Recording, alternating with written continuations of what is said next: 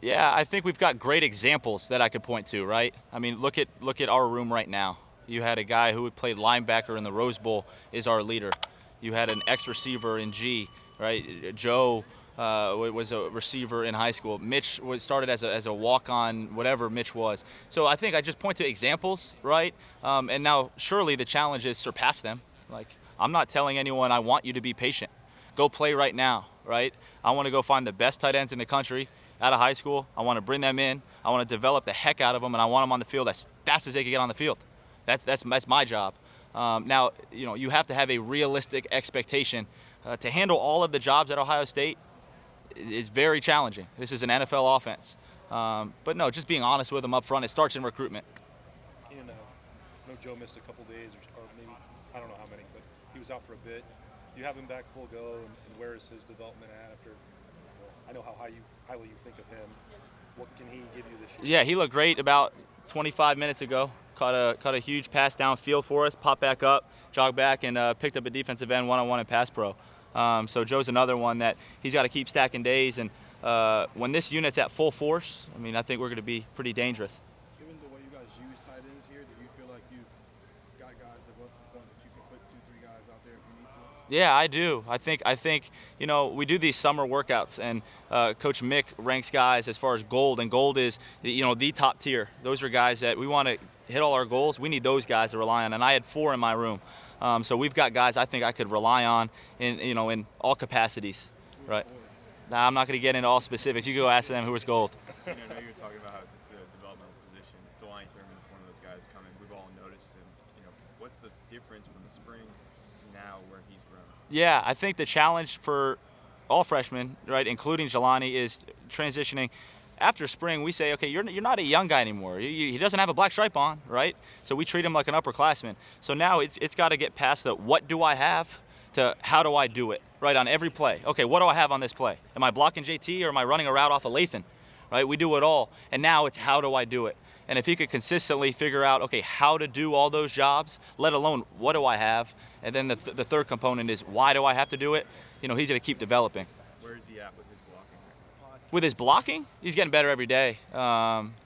Continually to grow in that aspect. But no, he's getting better every day. You have a couple guys in your room, Bennett and Zach, who can't play right now. Sure. How do you kind of work with those guys to kind of help them, support them, even when they can't play? Yeah, kind of two different situations, right, Dan? I mean, Zach is in a little different boat than Bennett because he can't practice, right? And Zach's been like a second GA. We've got the best GA in the country in Sean Binks. Herb might be number 2 as far as mentoring the young guys and teaching those guys how to go. And then as far as Bennett goes, Bennett can't play on Saturdays, right? Bennett can play every other day of the week, and that's what he's been doing since January, right? He's been the best teammate, and you would not know if you just hit play on the film that this is a guy who can't play on Saturdays this fall. Keenan, you were talking after the spring about just how much Cade had to play at the end of last year. It was like 70-something snaps. Yeah, it was wild. You feel pretty good now about your ability to spell him in that regard, to not have to play Cade like every meaningful snap of 11 personnel? Sure. Yeah, and Bill, it was 58 snaps he averaged a game, and that was our blowout set. He didn't play in the second half, and that's an absurd number for a guy to go 4 to 6, A to B for 58 snaps a game.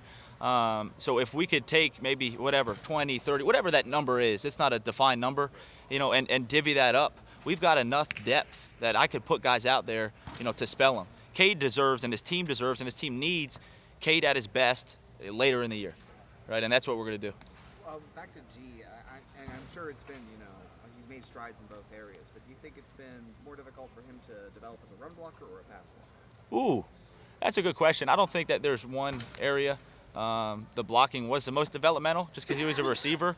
I think pass blocking might be more difficult because you can't necessarily use your momentum. G's a violent guy, and if he could get his speed and like in the run game going, he could really build momentum. Kind of pass blocking is more stagnant, so maybe pass blocking. Oftentimes you go up against defensive linemen and not linebackers, so probably there.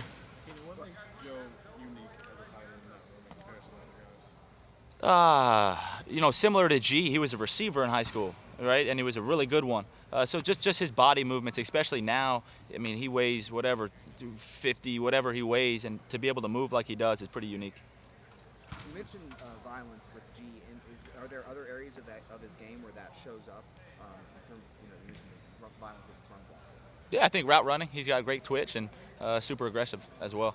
With Bennett and Zach not available, how important is it for Sam Hart to step up during this time? Yeah, it's big. It's big. I mean, he's a veteran, right? He's got to play like a veteran. He's been here long enough. He knows the offense. He knows our culture. And, yeah, it's definitely time to contribute. You know these quarterbacks pretty well. You've been involved with designing this offense for helping design it for well. What are you seeing from those two guys right now in terms of what this offense is going to need? Sure. I'm going to let Coach Dennis answer all the quarterback questions. The guy who throws it to the tight end should be our guy. But no, on a serious note, I think both these guys are getting better every day. And again, going back to, learning why are we calling this play? What are we trying to get done? Just managing the offense, right? Coach Day likes to say making those routine plays routinely with our weapons. If you go out and do that, we'll be in pretty good shape. Tight ends and O-line can go hand in hand. We were just talking to the O-line guys yesterday. Yeah. And they're talking about how it's kind of defogging. Like things are starting to get into place. What have you seen from that position? Because you've worked with them. Yeah. Yeah, no, the O-line right now is the spearhead of our offense, and that's, you look at the great teams throughout the years, that's, the O-line driven programs are the ones that are successful. I think they've done an awesome job between Coach Fry, Coach Shaleni, and now Coach Philbin, setting the tone for the offense. It's been awesome. With Cade coming off the season Yep. last year, what were you looking for him this offseason, just for him to kind of get better and continue his growth in the season? Yeah, it's simple. It's get uncomfortable. 2 words. And I text him it all the time. I printed it out, put it on his desk. Get uncomfortable. What does that mean? It means if I put Cade in a drill that he could exhale because he knows he's good at, shame on me. He should have went to the NFL. Seriously. If I have him run a route at practice that he's comfortable doing, shame on me. He's not getting better. You don't get better when you're comfortable. So for Cade to come back, we put a plan together before he decided, right? And I said, I'm going to make you uncomfortable because that's when you grow. So it's drills. It's going up against corners. Right? I mean, because if you could beat Denzel Burke at the line of scrimmage, you could beat a safety, right? So putting him in situations where he's constantly uncomfortable, and he might hate it at the time, but he's getting so much better. Thanks, Keith. Of course.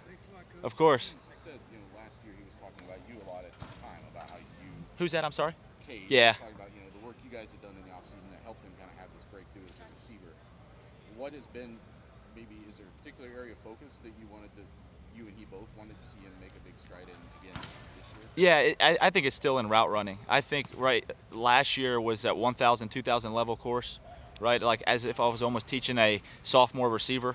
Now I'm teaching him like a junior receiver, senior receiver, right? Now he needs to be able to see coverage, anticipate what techniques to use, right? It's not so much reaction. Now he can anticipate in his route running. It'll be fun to watch if he keeps going. Last year, the success that he had, some of it I assume was predicated by that's what defenses would give you guys, and it allowed him to kind of operate Sure. and get open. But what can he do more to force that issue, I guess, and be more of a weapon? Yeah, I don't know if there's anything really more that he could do with the receivers that we've got. He's going to be in one-on-one situations, and he's just got to take advantage of those. Anything else? Awesome. Thank you guys so much. Yep.